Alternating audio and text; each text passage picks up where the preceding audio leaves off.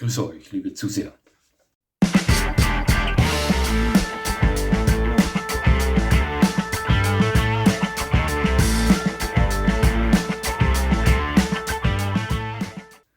Nochmal herzlichst willkommen, liebe Zuseher, hier auf meinem Kanal. Ich freue mich sehr, dass Sie da sind. Kürzlich habe ich einen alten Bekannten von mir getroffen, den habe ich schon lange nicht mehr gesehen. Ich war gerade mit meinem Hund spazieren, wir begannen miteinander zu plaudern. Natürlich fragte er mich auch, wie lange hast du deinen Hund schon, von wo ist er her und so weiter. Ja. Ich weiß, dass er mal einen Golden Retriever besessen hat vor vielen Jahren. Und er sagte mir auch, dass er in Zukunft vorhat, sich wieder einen Hund zu nehmen. Hier interessiert er sich besonders für eine der neuen Gebrauchshunderassen. Er hat sich aber noch nicht entschieden. Selbstverständlich war das ein Fressen für mich und wir vertieften uns etwa eine Stunde in die Materie, in der wir über Unterschiede der Gebrauchshunderassen miteinander gesprochen haben. Ich weiß, dass diese Hunderassen über eine riesengroße Fanbase weltweit verfügen. Viele Besitzer dieser Hunde haben ein exzellentes Fachwissen in Bezug zur Kynologie inne. Das ist gut so. Die FCI hat offiziell 9 Hunderassen als sogenannte Gebrauchshunderassen anerkannt. Und das sind der Airedale Terrier, der Bouvier de Flandres, der Deutsche Boxer, der Dobermann, der Hoverwart, der Malinois, der Rottweiler, der Deutsche Schäferhund und der Riesenschnauzer. Gebrauchshunde sind nichts anderes als Hunde, die ehemals im Dienste von Militär und Polizei gestanden sind oder es immer noch tun. Ja. In diese Richtung arbeitete da die FCI. Es gibt natürlich auch andere Hunderassen, die im Dienste von Polizei und Militär stehen. Nehmen wir den Hollandser her, das Hund, ich weiß auch von Königspudel, die im Dienste der Polizei stehen und so weiter. Aber das sind eben die neuen offiziellen Gebrauchshunderassen. Ist natürlich nicht einfach, diese Hunde in einem 15- bis 20-minütigen Video miteinander zu vergleichen und ich werde das Ganze hier nur oberflächlich machen. Dieses Video dient eigentlich nur dazu, Leuten, die sich ebenfalls für Gebrauchshunderassen interessieren, einen ersten Schubs in die richtige Richtung zu geben und mal oberflächliche Unterschiede zu erkennen. Ich erspare Ihnen hiermit eventuell die eine oder andere Sucharbeit. Lassen Sie uns mal loslegen und ich werde das Ganze alphabetisch geordnet starten. Da geben wir gleich mal Gas mit dem Airedale Terrier. Der Airedale Terrier. Grüß Gott. Die Post ist da. Der Airedale Terrier, der Airedale Terrier gehört zu den 3 kleinsten und leichtesten der Gebrauchshunderassen. Er erreicht Schulterhöhen zwischen 60 und 64 cm und bewegt sich so um die 30 Kilo herum. Der Airedale Terrier ist ein Rauhaar und hat ein recht intensiv zu pflegendes Fell. Er ist der Gebrauchshund, welcher am ehesten zu stark ausgeprägten Jagdtrieb neigt, würde ich behaupten. Ich möchte gleich vorneweg auch mal sagen, die Charaktere aller Hunde sind selbstverständlich verschieden. Hier kommt es auf die Zuchtstätte an, auf ihre Haltung, auf die Erziehung, ganz klar. Das ist logisch, oftmals unterscheiden sich Hunde, die derselben Rasse angehören, völlig voneinander.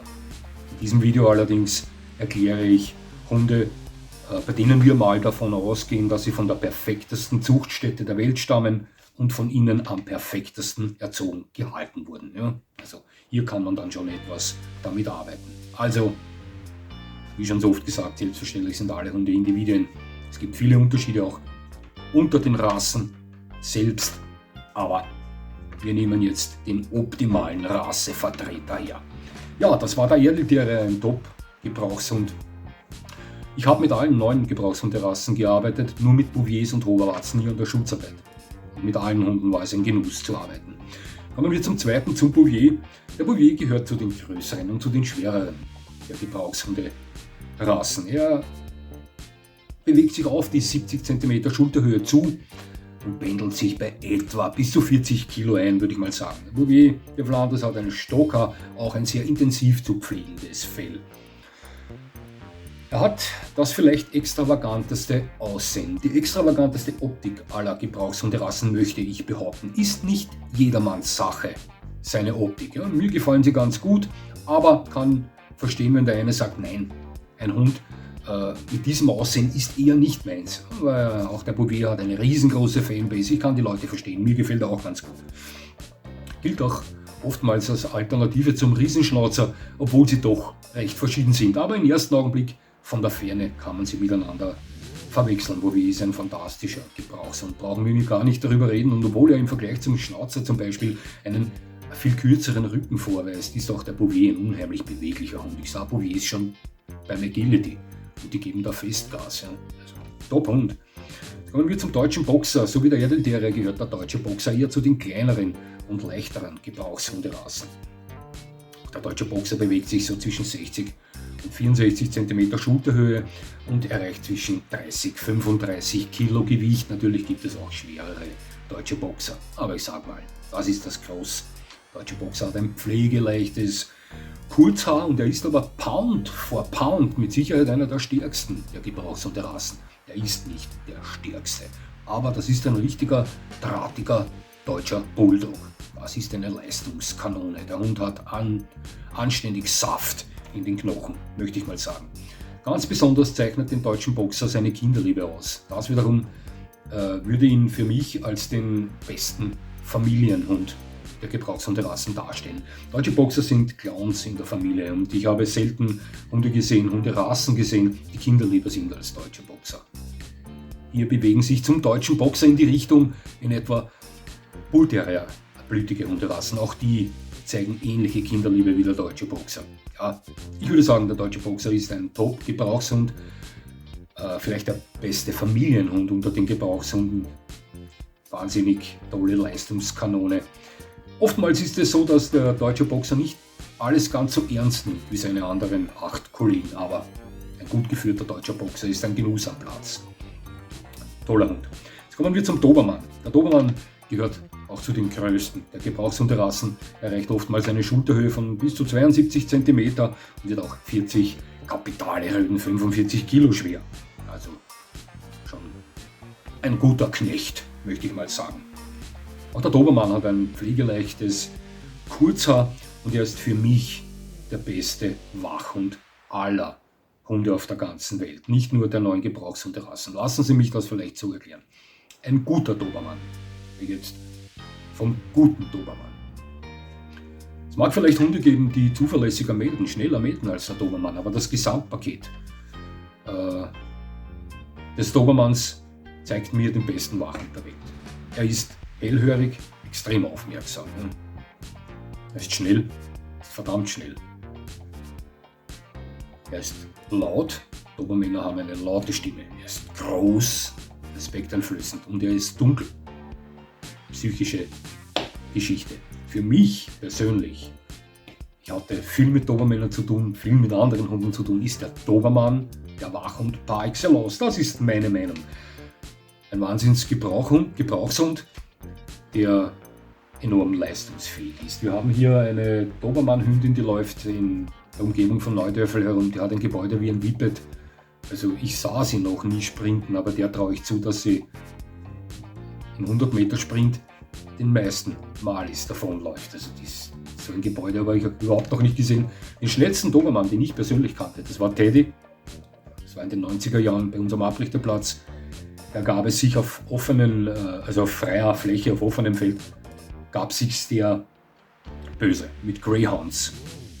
Die liefen ihm zwar davon, aber nicht merklich. Der Hund war wahnsinnig schnell. Ja.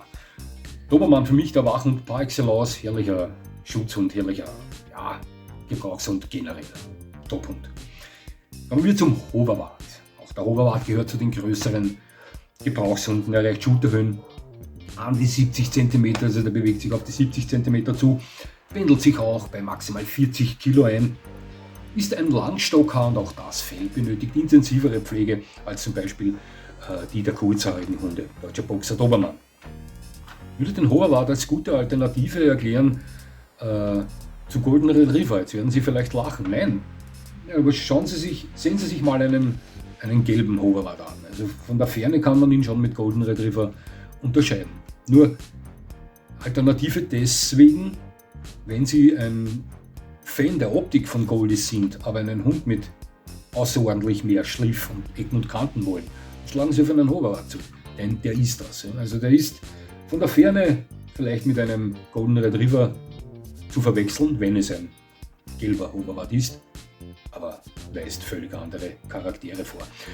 Der Hoverwart ist vielleicht der Gebrauchshunde, der am längsten in der Pubertätsphase steht. Ich weiß, ich hatte schon mit Hoverwarts zu tun, die sehr lange Halunken waren. Wissen Sie, was ich meine? Aber ist generell ein Top-Hund. Hoverwart, der Name kommt von Hofwächter, also ein Wahnsinnswachhund, auch ein sehr guter Schutzhund. Ich persönlich arbeitete noch nie an der Schutzarbeit mit Hoverwarts, ich sah sie aber schon. Top-Hund, auch Unterordnung, fährtenmäßig. Wahnsinn. Jetzt kommen wir zum Malinois. Malinois gehört mit dem deutschen Boxer und dem Erdelterrier zu den eher kleineren, leichteren Gebrauchshunderassen. Bewegt sich so auch zwischen 60 und 64 cm Schulterhöhe und auch gewichtstechnisch spielt er da in der Liga der 30er, also 30, 34, 35 Kilo maximal. Also viel schwerere Malis wird es nicht geben. Ich sah noch nie einen Mali mit 40 Kilo. Der Malinois ist vom Rassestandard her Stocker und bevor Sie mich hier mit E-Mails erschlagen, ich weiß, es gibt sie in verschiedenen Fellvarianten, aber der Rassestandard sagt Stocker. Er ist für mich allgemein gesehen der explosivste der Gebrauchshunderassen. Ja. Es gibt natürlich auch, Malis, die sich eherner bewegen als andere, aber im Groß gesehen ist der Mali mit Sicherheit der explosivste, der schnellste, explosivste Sprinter, der dynamischste aller Gebrauchshunderassen. Ich glaube, da sind wir uns miteinander einig. Ist auch so, ich würde ihn auch als den triebigsten bezeichnen. Ich sah auch schon deutsche Boxer, die in diese Richtung hineingehen. Ja, schauen Sie, ich sah schon Rottweiler, die extrem triebig waren. Aber natürlich nicht in der Anzahl, wie es die Malis sind. Der Mali ist oftmals ein sehr triebiger Hund. Sehen Sie sich Working Lines von Malis an, wenn sie mit der Polizei unterwegs sind. Die Hunde sind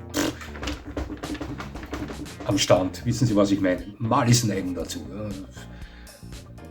Kann ein Vorteil sein, kann aber auch ein Nachteil sein. Allgemein gesehen ist der Malinois vielleicht der beste Hund für Fortgeschrittene am Platz, die vorhaben, mit einem Hund bei Turnieren alles abzuräumen. Er ist aber sehr anspruchsvoll, einer der anspruchsvollsten der neuen Gebrauchshunderassen, charakterlich würde ich behaupten. Malis können ihnen schnell entgleiten, wenn sie Anfänger sind, noch nicht das Händchen haben für Hunde, dann können die zu ziemlichem Dynamit in ihren Händen werden. So möchte ich das vielleicht bezeichnen. Ja, Sie verstehen schon, was ich meine. Jetzt kommen wir zum Rottweiler. Der Rottweiler bewegt sich ebenfalls auf die 70 cm Schulterhöhe zu und ist der schwerste der Gebrauchshunderassen. Also nicht selten erreichen Rottweiler weit über 50 Kilo Gewicht. Sie sind die bulligsten, die stämmigsten, die substanzvollsten, möchte ich mal behaupten. Der Rottweiler ist stockhaarig, er ist aber auch allgemein der ruhigste, wenn wir nach dem optimalen Rassestandard gehen. Ich kannte Working Rottweiler, also Rottweilers aus Working Lines, die hatten einen Drive. Ich kannte Rottweiler, die beschleunigten wie eine Kuh. Und ich kannte Rottweiler, die schossen ab wie ein Projektil. Hier kommt es sehr stark auf die Linie an. Ja. Aber allgemein gesehen würde ich den Rottweiler als den ruhigsten der Gebrauchshunderassen, den ausgeglichensten der Gebrauchshunderassen bezeichnen. Er ist aber meiner Meinung nach auch der stärkste. Der stärkste, schauen Sie, stellen Sie sich alle diese neuen Hunderassen vor, wenn Sie mit voller Power an der Leine ziehen, dann werden Sie höchstwahrscheinlich den Rottweiler am meisten dieser neuen spüren. So möchte ich das vielleicht erklären. Kommen wir zum deutschen Schäferhund. Der deutsche Schäferhund ebenfalls auf die 70 cm Schulterhöhe zu, um die 40 Kilo, kapitale Rüden werden auch schwerer. Deutschen Schäferhund gibt es sowohl in Stockhaar wie auch in Langstockhaar. Er ist für mich der beste Allrounder aller Gebrauchshunderassen. Er ist für mich generell der beste Allrounder aller Hunderassen weltweit. Der deutsche Schäferhund ist für mich der König der Hunde. Das habe ich schon in dem Video von mir gegeben, in dem es um den deutschen Schäferhund speziell geht. Ist einfach ein fantastischer Hund. Auch hier ist es natürlich linienbedingt. Es gibt ja die Arbeitslinien des deutschen Schäferhundes und die Showlinien. Die gibt es aber bei fast allen Hunderassen. Ja. Also hier können sich deutscher Schäferhund und deutscher Schäferhund sehr stark voneinander unterscheiden. allgemein ist er für mich der beste Allrounder. Und vielleicht für Hundesportbeginner der am geeignetste, möchte ich mal behaupten. Ja, das ist meine Meinung. Last but not least ist der Riesenschnauzer und er stellt für mich den größten der Gebrauchshunderassen dar, obwohl er rein von der Schulterhöhe her in etwa gleich ist wie der Dobermann, nimmt er mehr Substanz als der Dobermann mit. Also würde ich ihn als den größten der Gebrauchshunderassen bezeichnen. Auch der Riesenschnauzer bekommt oftmals an die 50 Kilo Gewicht, mag auch schwerere geben. Ich glaube, Xanto war etwas schwerer als 50 Kilo. Der Riesenschnauzer, mit dem ich so tolle Erlebnisse hatte. Der Riesenschnauzer ist rauhaarig, ebenfalls intensiv zu pflegen, das Fellswissen, Scheren, Trimmen und so weiter. Und für mich ist der Riesenschnauzer der beste Schutzhund der ganzen Welt. Somit auch der beste Schutzhund der Gebrauchshunderassen. Das hat verschiedenste Gründe. Für mich besitzt er hier das beste, das effektivste Gesamtpaket. Ja. Er ist schnell, er ist stark, er ist laut mit tiefer Stimme, er ist dunkel, unterschätzen Sie die laute Stimme und die Farbe des Hundes nicht. Psychischer Einfluss, er hat den Willen, er hat alles, um ein perfekter Schutzhund zu sein. Ich möchte aber dazu betonen, dass alle neuen Gebrauchshunderassen fantastische Schutzhunde darstellen, vom Boxer bis zum Riesenschnauzer. Doch der Riesenschnauzer ist für mich generell die beste Schutzhunderasse auf der ganzen Welt. Wie gesagt, das hat verschiedenste Gründe. Für mich ist er das. Ist vielleicht einer der fürhärteren Hunde dieser neuen Gebrauchshunderassen. Kann ein recht herrischer Hund sein. Ja? Wie soll ich sagen, es ist vielleicht es ist eine völlig andere Welt, mit einem Riesenschnauzer zu arbeiten und mit einem deutschen Boxer zu arbeiten. Also hier sollte man mit völlig verschiedenen Herangehensweisen rechnen, möchte ich mal sagen. Aber ein Top-Gebrauchshund und mit dem deutschen Schäferhund für mich der Favorit der Neuen. Das ist eine persönliche Meinung, gar keine Frage. Der Riesenschnauzer ist ein Einmannhund. Apropos, das dürfte ich vergessen haben. Einmannhunde haben wir 3 unter den Gebrauchshunderassen. Das ist der Dobermann, der Rottweiler und der Riesenschnauzer. Das sind eben Hunde, die sich in einer Familie eine Bezugsperson heraussuchen, die alles für sie darstellt. Lieben auch alle anderen Personen in der Familie, gar keine Frage, haben aber eine Bezugsperson. Ja, liebe Zuseher, das war kurz mal so angekratzt. Eine Vorstellung der neuen Gebrauchshunderassen. Hier könnte man natürlich stundenlang ins Detail gehen, Dinge ausgraben, welche sie noch viel mehr untereinander unterscheidet. Aber wie gesagt, das war mal so oberflächlich versucht von mir, um Ihnen vielleicht die Auswahl zu erleichtern, wenn Sie noch Hundeneuling sind und an einer der neuen Gebrauchshunderassen interessiert sind. Ja, liebe Zuseher, es hat mich sehr gefreut, dass Sie mir zugesehen haben. Ich würde mich natürlich freuen, wenn Sie mir weiterhin zusehen. Und jetzt wünsche ich Ihnen noch einen schönen Tag. Das war's schon wieder.